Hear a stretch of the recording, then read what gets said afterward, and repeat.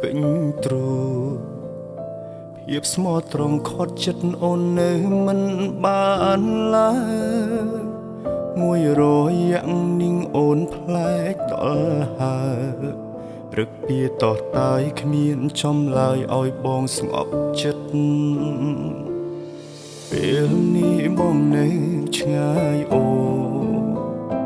រៀងឆ្ងល់ស្ងួនតែមិនហ៊ានស៊ូព្រោះខ្លាចអូនខឹងក្រុមពេលបងចង់មកផ្ទះអូនតែងជេរជាកំហឹងដល់ថ្នាំងនឹងពេលនេះទើបដឹងថាអូនក្បត់តែញមកទៅធ្វើការឆ្ងាយស្រួលអូនតែតងនឹងគេសាហាវនឹងមៀមេតើគេដឹងថ្នាំអីអូនឬអូនងងល់គេហើយប្រកល់ឲ្យអូនទាំងខ្លួនមានចាំខ្លះទេស្ងួននៅមុំអូននេះជានាងណាតែញមកទៅធ្វើការឆ្ងាយស្រួលអូនតែតងនឹងគេសឹងមិនជឿភ្នែកទេពេលនេះបានឃើញច្បាស់ហើយស្រឡាញ់គេណាស់មែនទេតើហ៊ានក្បត់បងត្រានត្រើយសូមសួរចុងក្រោយតើគេធ្វើឲ្យអូនស្រួលប៉ុណ្ណា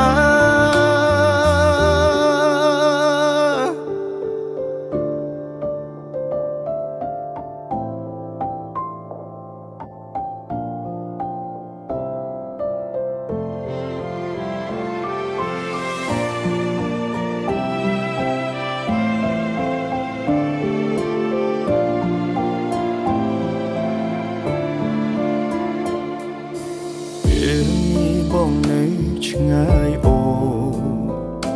រៀងឆ្ងល់ស្ងួនតែមិនហ៊ានស៊ូព្រោះខ្លាចអូនខឹងក្រុមពេលបងចង់មកផ្ទះអូនតែងជេរជាកំហឹងដល់ថ្នាក់នឹងពេលនេះទើបដឹងថាអូនក្បត់តែមកទៅធ្វើការឆ្ងាយស្រួលអូនដែលតងនឹងគេសាហាវនឹងមៀមេតើគេដឹងថ្នាំអីអូនឬអូនងងល់គេហើយប្រកល់ឲ្យអូនទាំងខ្លួនមានចាំខ្លះទេស្ងួននៅមុំអូននេះជានាងណា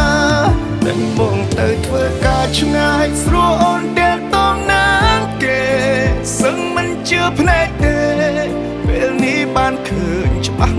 ហើយស្រឡាញ់គេណាស់មែនទេតើហ៊ានក្បត់បងត្រានត្រើយ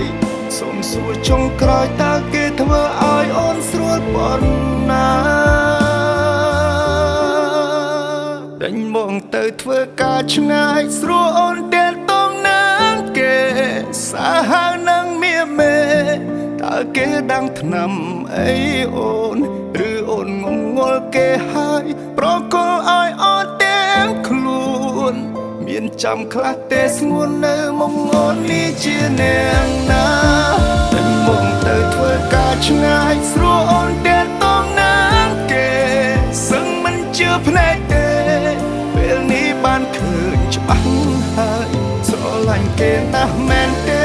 តើហ៊ានក្បត់បងត្រានត្រើយ